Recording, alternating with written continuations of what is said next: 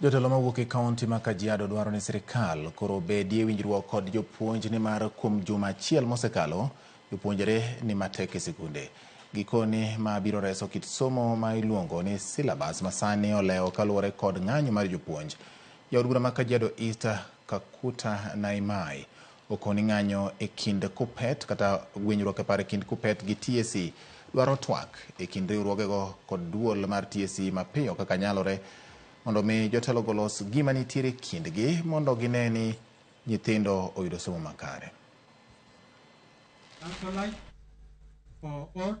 Walegeze kamba kidogo ndio walimu warudi darasani wasomeshe watoto wetu, kwa sababu watoto wetu ndio wataumia kama walimu hawako shuleni. Kwa hivyo mimi naomba of course the KUPPET leadership as well as the ministries to come together and agree on the way forward, and I know when two heads sit together there will be a solution.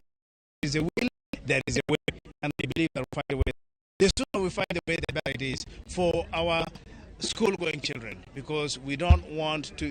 This is of course the last leg of this year, ambayo exam iko karibu sana, na hatutaki watoto wetu waumie kwa sababu ya hii mvutano hapa na pale. Jamhuri ya Kenya imepata changamoto mingi, right from the JNC protest na sasa walimu, na tunaomba tu, kwa sababu hatuna nafasi tena ya maandamano wala kukurusana, walimu warudi wafundishe watoto, serikali itawapanga kwenda mbele.